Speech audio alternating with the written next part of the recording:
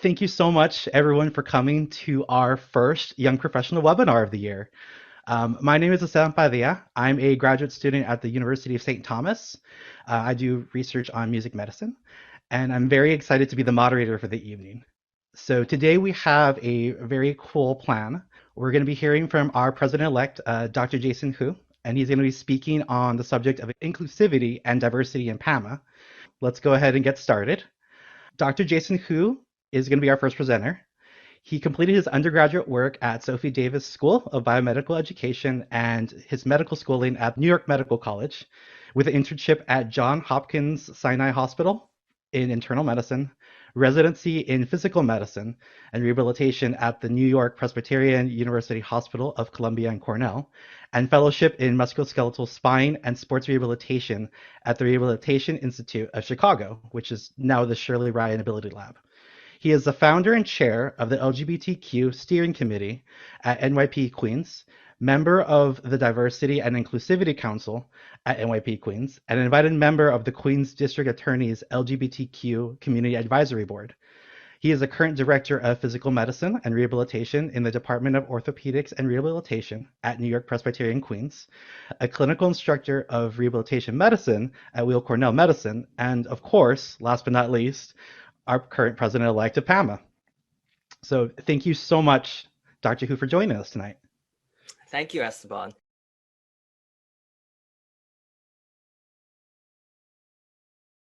So welcome, everyone. Thank you again for the invitation. This talk is about diversity and inclusion.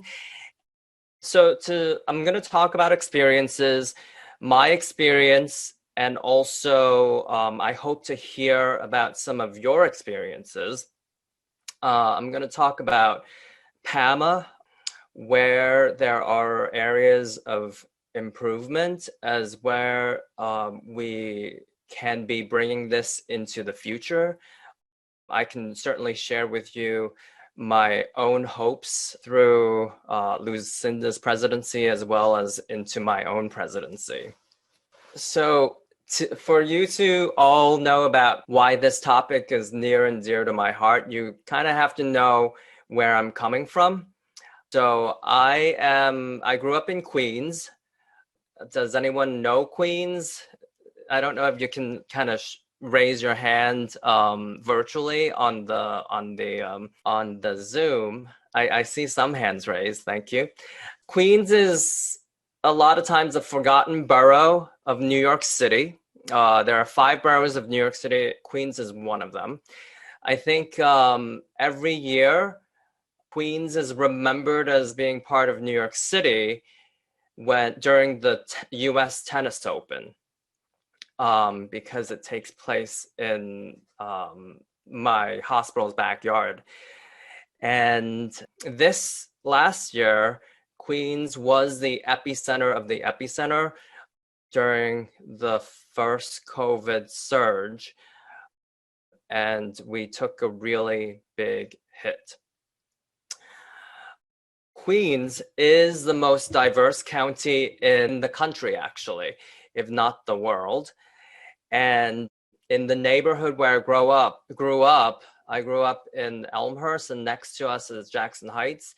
The most number of languages is spoken in that neighborhood.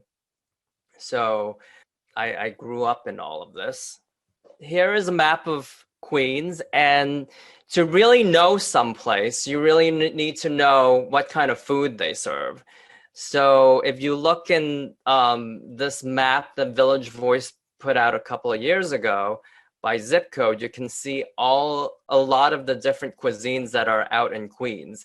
The languages spoken that I speak in order of the sequence that I learned them in, Cantonese, which I first spoke at home, and English, Spanish, and Mandarin. So Cantonese, my parents forced me to speak it. My mom refused to speak with me in English at home, and I'm an only child, so if she didn't speak with me or my dad didn't speak with me, there'd be no one to speak with at home. So I was forced to speak it. English I learned in school. Spanish was my second language that I took in junior high and high school. And then Mandarin I learned through karaoke, believe it or not, at first. And then I took Mandarin in college. I'm also a member of the LGBTQ community myself, and my pronouns are he, him, his, and I'm a physiatrist. And as a physiatrist, we treat people with musculoskeletal conditions, neurologic conditions, and a lot of our patients have disabilities. So all of this informs me as a physician, as a person, and this is why diversity has played a huge part in my life. A little more about my background, about what I did at New York Presbyterian Queens. In the beginning, it was non-disclosure. I didn't really come out. I didn't really feel the need to come out. There wasn't. I didn't have a significant other at the time, so it was not something that I spoke about. And I work in the Department of Orthopedics and Rehabilitation, and traditionally, I would say that orthopedic surgeons were not out of all of the physicians out there, probably not the traditionally gay-friendly one. So I was a little bit nervous about coming out in my department. But in 2015, something changed. I started noticing insensitivities, complaints from patients. There were patients who were telling me that they didn't feel comfortable disclosing their HIV medications to my perceived homophobic PA. They were telling me about their poor experiences with their own primary care physicians, and that felt hurtful to have heard those things from the community. And at that same time, our hospital was taken over by New York Presbyterian. We became part of the New York Presbyterian system, and we had new leadership that was a lot more open and really put diversity as one of their priorities.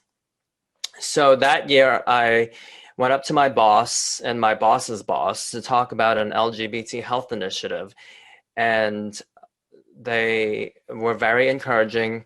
They asked me to start a committee. So I started the LGBT steering committee that year. And we worked on a lot of things. We worked on Healthcare Equality Index. For those of you who don't know, the Human Rights Campaign sponsor this HEI to list hospitals that are LGBTQ friendly and have taken steps to promote equality in healthcare. In my hospital, I gave a lot of grand rounds that year to different departments, educating them, and it was very well received. But one department that surprised me with an invitation was with surgery, not for the content itself, but the chairman reached out to me directly and asked me to give a grand rounds because he found that in his department there were some conflicts and some issues with diversity and just respect for one another.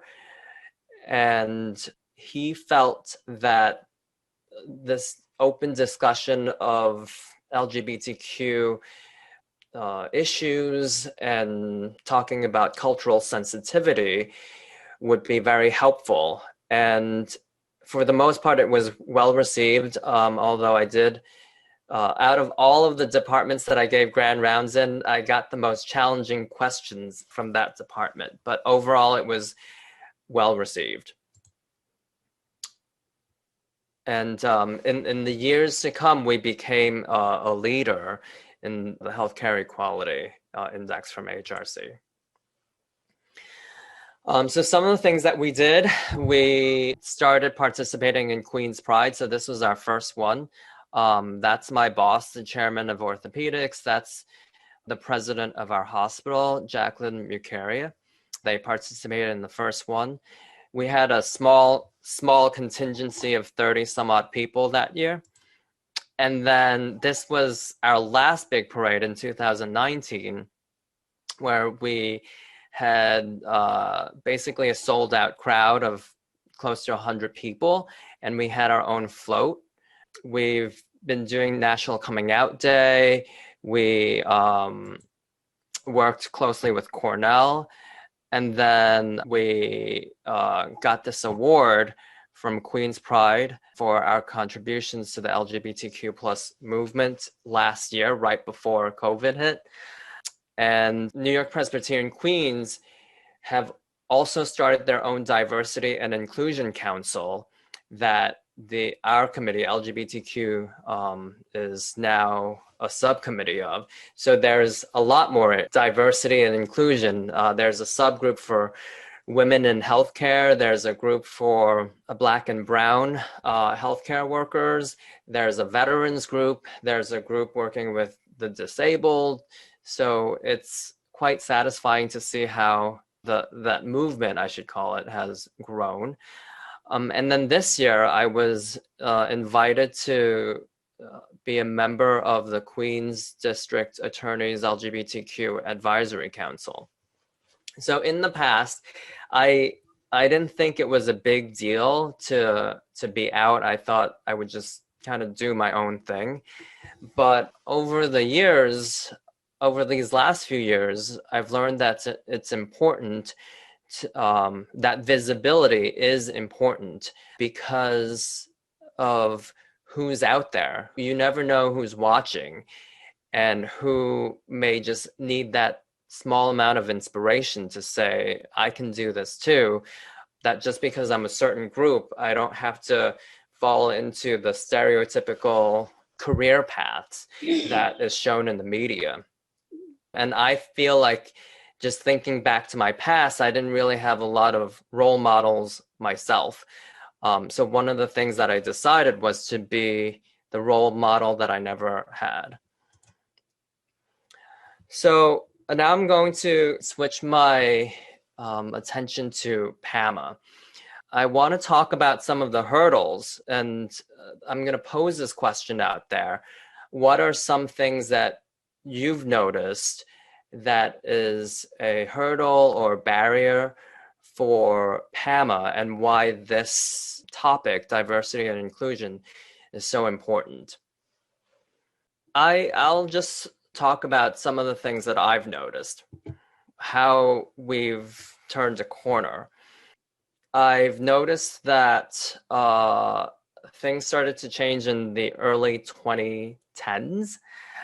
There was a Cuba exchange, and that's how I got introduced to the group, where I first met some of our leadership, including John and Lucinda. I met there on that trip. And that's a trip, for those of you who don't know, that we have gone to Cuba to work with some of the healthcare professionals there. It was a link through the Buena Vista Social Club, which is a band, and they had invited us to go there. We've been giving talks. There's been an exchange. We've learned about what they're doing. We've shared what we're doing through PAMA, and it was an eye-opening experience. And then in 2016, we moved our symposium. So before I move on, actually, I think there's probably been a few comments, Esteban. Yes, I didn't want to interrupt, but we do have some action going on in the comment Sure. section. So we do have a comment from And I'm so sorry. I'm definitely going to butcher some names tonight. That's that's the unfortunate thing about these kind of presentations. Um, but so we have a comment from Nana Joa Bourne, and her comment is that one of the hurdles often is a barrier of tradition. So traditions are often meant to be a certain way, and therefore it can be a barrier for diversity. We also have a comment from Blissel Bon, where she talks about how imagery for the arts tends to not be very diverse, especially if imagery for the arts health does not is isn't usually a very good picture of diversity. And a lot of research could really do to focus more and improve on talking about populations of diverse cultures to create that art and the creation of art by diverse cultures. Great. Thank you for those comments. And I agree. And I think part of that is visibility as well, especially with the first comment. I can say that having gone to a couple of PAMA conferences in the beginning, pre-2016, access, I think, was an issue. Aspen Snowmass is not an easy place to get to, especially for our international friends. Coming from New York City, the capital of the world, I thought that I would be able to go anywhere in the world except for Australia without having a layover. But it turns out it's not true. I can't even go into Aspen without a flight layover. So it's not easy. And then in 2016, we had our symposium in New York City. I think that was a huge turning point because New York City is a very accessible city. There's a lot of different flights, a lot of people from Europe, and even Asia can easily get to New York City. And as I just talked about my own borough before, it's the epicenter of diversity. In 2016, we also had Dr. Bobby Lancaster give a presentation on her experience as a transgendered athlete and physician. That was one of the highlights for me. That year, I gave a presentation on LGBTQ performing artists. And right now, we have a diversity and inclusion subcommittee in the Professional Standards and Behavior Committee.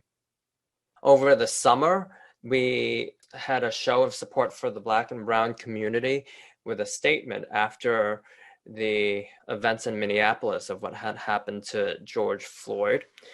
So while these are small steps, I think they're important as we continue to move to a more diverse and inclusive PAMA. So why do it? My next question to everyone is, why do you think it's important that we have diversity and inclusion? So feel free to type some thoughts up. So, Dr. Who, if you will, there's actually been a couple comments about that already. Okay. There's been some comments about how these kind of diversity initiatives are tied into improving access for healthcare services in general for Indigenous and lower income populations, especially those that do create art and cultural traditions. There's also been a good point here brought up by Julia that getting musical institutions to embrace research and clinical work of musicians is often seen as a distraction to training students in musical careers. And that can tie into how these policies don't really advocate for underserved populations, as Blessel pointed out. We actually have a really good dialogue going on in the chat between the various people commenting. That's great. It's kind of fun to just watch everyone talking amongst themselves. Yeah, I can't wait to read it later. So thank you to everyone who's been participating. So why do it? So I think a very superficial reason is to be politically correct. That is not the best reason to do it. Showing visibility and allyship, I think that's important.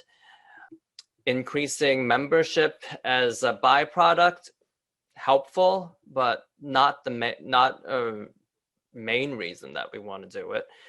We, as some of the commentators had touched upon, improve care to the underrepresented people, and in our case, performing artists. I think that's a very, very important reason to do it, because there is a discrepancy. And you probably have even heard about the discrepancies in healthcare through COVID and through the vaccinations. The people who are most eager to get the vaccines are have different thought process from those who are not. And in our hospital system, and my friends in other parts of New York have told me that the Black and brown community healthcare workers are a bit more apprehensive or hesitant about getting the vaccines. And so a lot of it is about reaching out, outreach, and sharing information, education. Improving access to care. And then also a very important point is respect. Respect is the main reason that I got into it, because I felt that my patients were not well respected, even by my own staff that I work with. And that's where the need for the training, the sensitivity training, came in. So I'm going to talk a little bit about where the future is, and I want people to continue to share their ideas about how we can improve. These are just some of my thoughts. So I was talking about international, having a more international group, and that has to do with accessibility. We are working on that. There's going to be symposiums coming up in more cosmopolitan cities, including outside of the United States. We want to have active recruitment, as diverse as possible. And diversity isn't just about race or sexual identity. It's also about different nationalities, different parts of the world, different politics, believe it or not, and different abilities. So the most important thing is respect. We want to have committees that reflect the diversity. So we want to get more people involved in our committee work, in leadership. And we have started confidentially collecting membership demographics. For those of you who are signing up, you may have that extra question to answer in membership. And then topics of discussion that do help our members in working with diverse communities. So this is a nice stepping stone, actually, to have this talk. And then you guys, young professionals, I think young people are more in tune to the importance of the diversity plight. So this talk tonight is part of that. So I'm going to end here, opening to questions. If you don't have a chance to ask your questions, you're welcome to email me.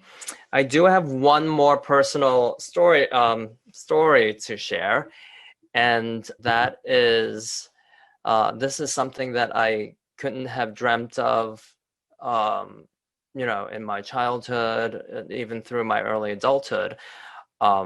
When my father met my partner, and it was a very pleasant experience. They were very respectful, and it was a great meeting. So, thank you. Thank you so much, Jason. Dr. Hu, you did a fantastic presentation. There's a lot going on in the chat actually, quite a bit, and some very good comments from a lot of people on some of the points that you hit across. There's this one very good comment from Joanna Kasdan. So equity and diversity work is required because otherwise institutions, both healthcare facilities and professional organizations like PAMA, will reflect the inherent biases and privileges of the wide world. The presumed norm, if unchallenged, will preserve bias towards white, male, wealthy, gender-conforming people, both in staffing and in patient service. The bias is there, hurting everyone, and won't go away without overaction. Um, That's a great point. Thank you. I mean, there's a lot of people hit around that same point.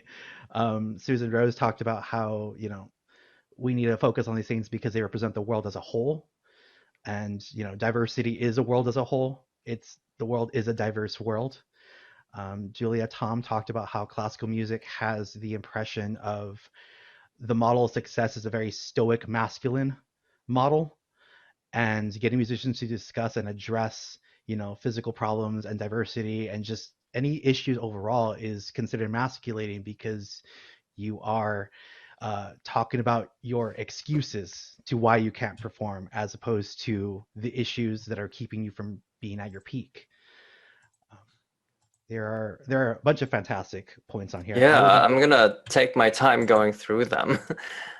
So thank you. We did have a few people submit some stuff through social media, though you've hit on most of them.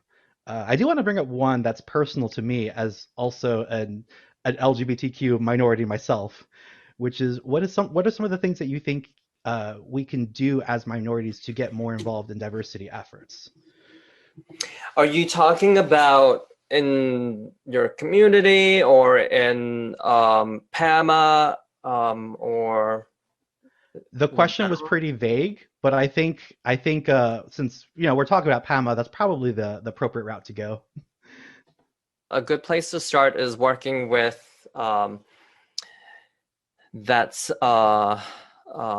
diversity and inclusion subcommittee that's part of the professionals behavior headed by Jeff Russell. I would say start doing research. Look at so in the beginning, most of, let's say, dance is on ballet dancers. The research was done on ballet dancers. And until very recently, most ballet dancers that were researched on were white females. And I think it's important to look at other types of dances, different communities of dances. There's a whole group of dances like African dance that is probably begging to be researched, if you will. I know, I don't know if she's here tonight, Kathleen was working with transgendered performers. So pick a group and do some research on it. That's interesting that you talked about research with underserved groups because Blessa Wan had a few questions about that. A really good one here is what would you do to possibly improve accessibility to these underserved populations?